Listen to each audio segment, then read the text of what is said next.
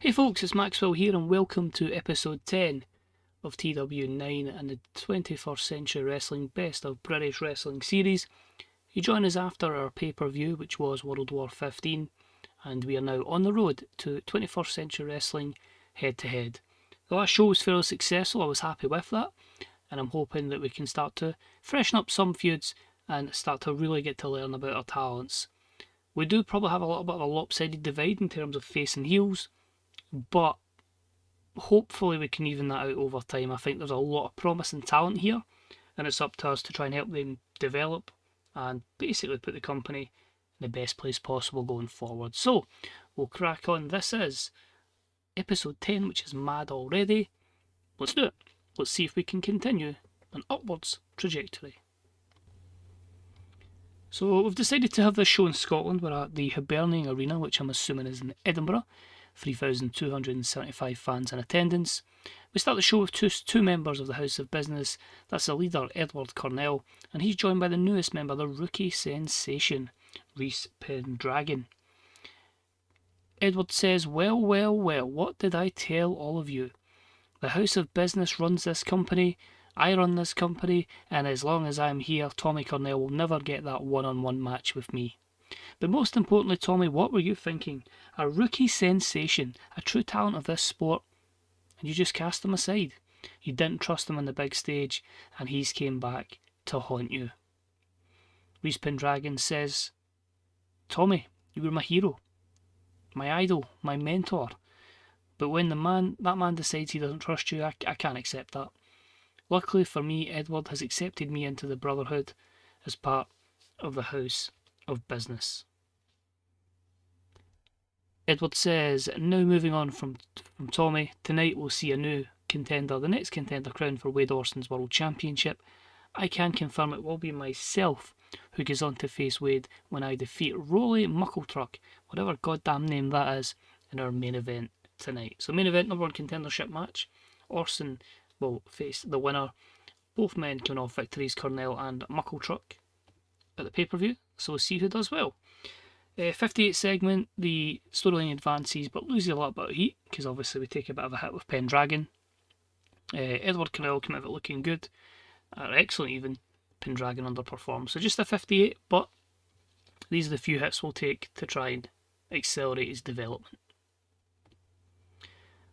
And after this, he was in action as well. About had a decent reaction from the crowd, but subpar wrestling as Rhys Pendragon defeated the Welsh Dragon in 7:34 by pinfall with a handful of the tights. 44 for the wrestling, 36 for the crowd, and a 48 overall. Wonder how people feel about that. Change of direction, moving him against his mentor. Even though he's debuted with another quick vignette for the high-flying demonic luchador, fresh off his performance against Tommy Cornell a few weeks ago. It is, of course, El Demonisco, and the segment got a 6. Slow progress there. We had a decent reaction from the crowd, but subpar wrestling as the Dark Pact. That is, of course, Gravedigger and Blackheart, members of Hellbound, and they defeated Grime and Punishment, the team of Edison Silver and Dangermouth, in 8:11 when Gravedigger pinned Edison Silver with a rest in peace. 42 for the rating for the wrestling, 41 for the crowd, 46 overall. We seem a bit lopsided with heel tag teams, but I'm hoping this will balance itself out. There's still a lot of people I'm kind of learning about, the likes of Edison Silver. I've been using to enhance people, but Dangermouth, I think this is his first match, so we'll see how that goes. Disappointing that two of them are off their game, but mate, they're all still young despite how their pictures look, so hopefully that will be a thing we can sort over time. We then have a promo from Jonathan Faust, and he says, what did I tell you? Hellbound is bound for greatness. Grime and Punishment have been punished by the great Dark Pact, and this is just another statement that we will make as we collectively ascend up the ranks to take all the gold in 21st Century Wrestling. Gravedigger, Blackheart, Ruin, Faust, Hellbound.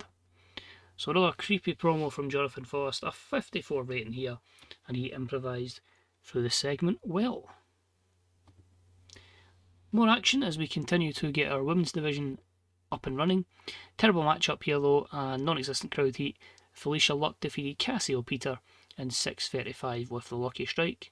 Kept it storytelling. 35-12 for the crowd rating, so that is lifting ever so slightly. 28 overall there. Crowd again turned off with pre-show workers. Probably should maybe add a few more women for a bit more depth. So you may see some new workers by the first TV show of March. Next episode. Next up, a terrible match again. Ernest Youngman defeated Vinny Vigilante in 10:38 with the hit. This was a 40 wrestling match, a 21 crowd rating, 37 for the segment. It's trying to build Ernest up over in the UK, getting the people on him. We're able to use the creative finish for him, which maybe gave it a little bit of a boost, but sadly again the crowd not too keen on two workers that are not particularly over. Speaking of not particularly over, we decided to have a little promo here, and this was from Drop Dead Gorgeous as they made some comments on Absolutely Flawless. And it was Jasmine Perlow with the words with Chris Knightley and Michael Gregory in the background. What we did at World War was make a statement. I said that my boys were beautiful, but also dangerous, and they identified a weakness in the team who are apparently flawless. Get in our face, Lance and Kelly, and we'll end you for good. So we're building up to that future matchup between Drop Dead Gorgeous and Absolutely Flawless. All of them seem to do well there, and a 27 as we continue to build them up. I also just hope that segment did take place at the pay-per-view and I haven't completely muddled myself up. But anyway, moving on. We had a bout here that had fantastic heat and decent wrestling, as we had Apollo Prince defeat Adam Matravers in 12:30 with an apology. Creative there, Adam. A 64 for the wrestling, a 70 for the crowd, but the segment was just a 56. Adam Matravers with a 68 performance to Apollo Prince with a 59. So he's someone we hadn't utilised yet, and I felt like there was good potential. So straight in with a promo after it. He says, "It seems to me that Adam Matravers was coasting too much on that win at World War. Hell man, you just get carried in that match and tonight you got punished for it. You got to realise here there's a big crop of young talent gunning for your spot, and I felt if I don't step up, then one of them will. So I got to remind you all just who the hell I am, and that is Apollo Prince." So 50 for the promo. Enjoyed going off script. With Matravers being 42 and on the decline, I think he will be putting a lot of these talents over. He was probably just a decent name I needed for that last matchup at the pay-per-view. Next up, we have our first creative failure. About had great heat and decent wrestling. Landon Mallory defeated Sebastian Collar in 11:45 of the Springbok Ram. 60 for the wrestling, 63 for the crowd, a 48 for the segment. Obviously the failure did hamper that. So it's again just building up Landon Mallory before the matchup with War Machine. Obviously War Machine got the victory over Sebastian Collar at World War, and obviously establishing our next contender for the UK Championship. So we have a promo from the champ that is, of course, War Machine alongside the tag team champions Compton Valance and Langton Herring, their manager Cliff King, and they have a few words to say about Evan Alpas, who we've given a month off because he wasn't happy. So let's address a few elephants in the room, says Cliff King. First off, no Evan Alpas with us, it's cool. The big man's just taking some time off, healing up physically and mentally. He'll be back. As for Langton Herring and Compton Valance, still your tag team champions. Now don't get me wrong, the division is starting to heat up and heating up well, but no one comes close to these two. And as for the final statement, Landon Mallory, you're a bad man. But let me introduce you to War Machine, your reigning 21st Century Wrestling UK champion. If you want bad, if you want dangerous, this is the man to inflict this. So that matchup will be heel versus heel, but a proper war. But looking forward to, no pun intended, War Machine and Langton. Was it Langton? Oh, I'm already forgetting half of these guys' names. Landon Mallory, that's it. You'd think after 10 episodes in a week I'd start to get used to half of these guys. Still learning. 66 though. We do need a strong promo, or I think we're going to have a bit of a poor show here. That's a bit better. With a small video that confirms next week we will hear from Tommy Cornell to have his take on what went down at World War 15. So it was a 72. Obviously the whole situation with Reese Pendragon deciding to turn on his mentor. I believe it's time for the main event. and I think we're going to lose Pop here. It was a bout that had fantastic heat and good wrestling. Edward Cornell defeated Rolly Muckletruck in 12:33 by pinfall after using a foreign object. This is tanked because I haven't put a storyline with it, because obviously it was a contendership match. Yeah, probably should have maybe had somebody interfere. A few of them are fatigued as well, but hopefully they can get a week off now and maybe use other people in the main event next week. But yeah, 71 for the wrestling, 79 for the crowd, so they were into it, but 62 segments, not ideal. But it does mean that we will be setting up, that might have saved us, for a main event at head-to-head of Wade Orson versus Edward Cornell. Edward Cornell picks up the win and he looks to whose came from the back. It is the champion Wade Orson. He stands at the top of the ramp as he does every time and holds the belt high aloft above his head. So it's going to be Cornell in the ring, Orson on the ramp with the belt above his head. That's your main event. 19th of March, Orson Cornell 21st Century Wrestling World Championship. Segment was in 88. Both guys working well. The crowd were absolutely loving it. And we'll veer the storyline towards these two. I think it's because Cornell and Cornell, like Edward and Tommy, are always going to be linked. It's always going to be one permanent storyline. So I'll need to see who drips and drabs out of certain things. We could end up with like a storyline that's got like 4 stories in one. Just so everything doesn't lose pop.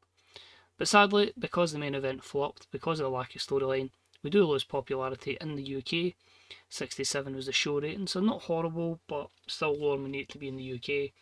We don't gain pop in America because we are restricted to gaining anything for another 100 plus days. So yeah, we'll either be losing pop or we just won't be doing anything. So really in that time it's going to be just building main eventers to try and carry us and make sure my storylines are all impacting main events. Financial report. So we're up to 9.2 million. We made a good bit of money off of the pay-per-view, but I'm wondering how much we'll lose when we recycle the month into March. I don't think we'll go in debt. I think we're actually going to keep running at a profit, but eventually when it comes to a lot of contract renewals, I think we will start to lose. But money, popularity, so 76, and everything else will stay the same for a wee while, and nothing on the media scrum. So I'm going to let us load. I'm just going to get into the size bit and we'll see when it is we can actually gain pop, because it does give you like an exact amount of days, anything there that affects us. I mean, the show actually got great and has drawn a lot of praise, so imagine if, we're actually probably at the best level for me to learn the new game and learn the roster, but the size is maybe a bit too high. Like, if the popularity there was like 60 odd, I think it would be like fine. But you can see there, we cannot rise to bigger above for another 166 days. So that is